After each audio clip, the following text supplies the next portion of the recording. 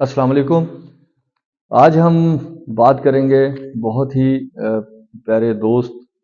افتخار علی ملک صاحب کے حوالے سے۔ افتخار علی ملک صاحب سے ہماری جھگڑا بھی رہا، اور بعد میں جب محبت ہوئی تو بہت زیادہ احترام کا رشتہ ہے ہمارا ان کے ساتھ۔ کل رات انہوں نے مجھے ایک خط لکھا جس میں انہوں نے کہا کہ میں تمہارے پروگرام کو دیکھتا ہوں اور میں بڑا اپریشیٹ کرتا ہوں، تمہیں چاہیے کہ اور چیزوں کو بھی پروموٹ کرو جس میں بائی پاکستانی ہے، یہ be Pakistani buy Pakistan product, اور اس میں انوویشن ہو، اس میں کریج ہو، اس میں لوگوں کی انوالومنٹ ہو، اور اگلی جنریشن کو ہم بتائیں کہ چیریٹی بھی آپ نے کرنی ہے، جو آپ کما رہے ہو اس کے اوپر آپ ہی کا حق نہیں ہے، دوسروں کا ہے۔ انہوں نے اپنی بایوگرافی بھی بنائی اور اس میں بہت سارا، ان کے والد محمد شفیع صاحب بھی ہمارے لیے بھی بڑے مہربان اور محترم تھے۔ اور پھر ہمیشہ افتخار ملک صاحب کی ایک بڑی خوبی رہی ہے، کل رات وہ کافی دیر مجھ سے بات کرتے رہے کیونکہ انہوں نے ایک دعوت کی تھی یو بی جی کے لوگوں کی، جس میں وہ ہوسٹ کرنا چاہتے تھے لیکن وہ خود نہیں آئے، لیکن ان کی مہربانی کے رات کو انہوں نے خود مجھے کال کی اور کہا کہ یار میرا دل چاہ رہا ہے میں تجھ سے بات کروں۔ تو میرے لیے بڑی آنر کی بات تھی کہ جو federation Pakistan chamber of commerce کے بھی پریزیڈنٹ رہے، سارک کے بھی پریزیڈنٹ رہے، لاہور چیمبر کے بھی پریزیڈنٹ رہے، اور ان کا ایک شوق بھی تھا کہ میں نے بلڈنگ بنائی، یعنی ہر جگہ وہ کہتے ہیں جی میں نے جو ہے وہ کلفٹن میں دریا آتا تھا اور میں نے وہاں پہ ایف پی سی سی آئی کی بلڈنگ بنائی، لاہور چیمبر میں بلڈنگ بنائی، اسی طرح سارک کے لیے انہوں نے کہا کیپٹل آفس میں انہوں نے اپنے والد صاحب کے نام کے اوپر ایک پورا فلور جو ہے ہال رکھا۔ تو اس طرح ان کی کنٹریبیوشن ہے، صحافیوں کے ساتھ ان کی بڑی دوستی رہی، اور لوگوں کے ساتھ انہوں نے کافی انویسٹمنٹ کہہ لیں، ڈونیشن کہہ لیں، یا لوگوں کی کیپیسٹی بلڈنگ کے لیے ان کا ساتھ دیا۔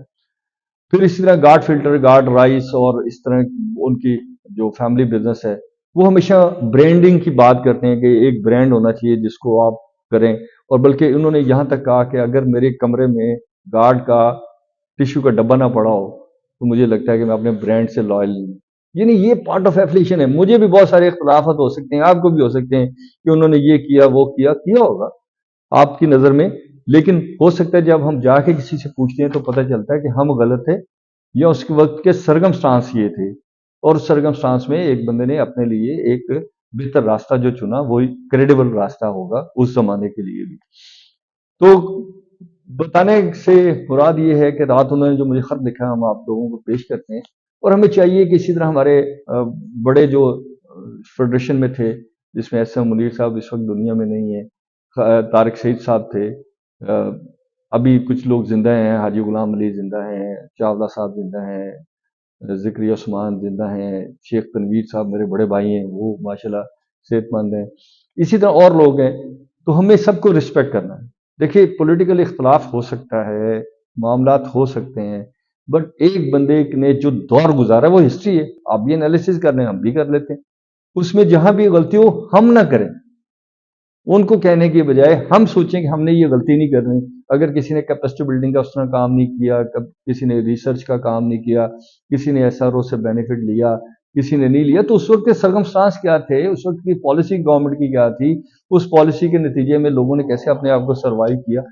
تو ہمیں یہ سمجھنا ہے کہ فیڈریشن کو کل سے جو الیکشن 30 کو ہونے جا رہا ہے اس میں یہ سوچنا چاہیے کہ ہم اپنے ملک کے ہر فرد کے لیے وہ راستہ بنائیں جو میں اپنے لیے چاہتا ہوں۔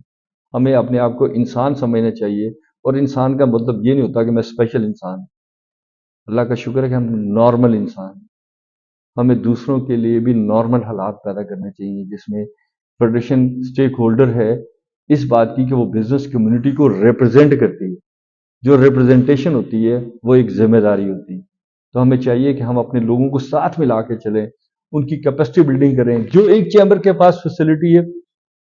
وہی فیسلٹی دوسرے چیمبر کے پاس ہو، کیونکہ سب چیمبر ایکول چیمبر ہیں اور ایکول فیس دیتے ہیں ایف پی سی سی آئی کو۔ سال کی ہم ایف پی سی سی آئی کو اپنی فیس دیتے ہیں، اسے کلب جو ہے نا ہماری مدر آرگنائزیشن بھی کہلاتی ہے، بٹ اسے ٹیکنیکلی کلب ایکٹیویٹی۔ تو اس سے لوگوں کے ساتھ ریلیشن شپ ہمارے بہتر ہوں، ہماری کیپیسٹی بلڈنگ کی جائے اور آئیں۔ اسی طرح جو ڈسٹرکٹ ریونیو ہے ان کو سیپریٹ کریں تاکہ ہر اس ڈسٹرکٹ میں ڈپٹی کمشنر باؤنڈ ہو کہ وہ انڈسٹریل انوائرمنٹ کے لیے کیا کام کر رہا ہے۔ اور ہم یہی بھی سمجھتے ہیں کہ جہاں فیسیلیٹیشن سینٹر پنجاب میں بنایا گیا، اسی طرح ریسکیو بنایا جائے تاکہ جو بھی کوئی نوٹس آئے وہ اس چیمبر کے پاس آئے اور وہ پھر دیکھے کہ یار اس کا جسٹیفیکیشن کیا ہے، اس کی لیگلٹی کیا ہے، بجائے ہم عدالتوں کو انگیج کریں اور عدالتوں کا وقت ضائع کریں۔ Thank you very much.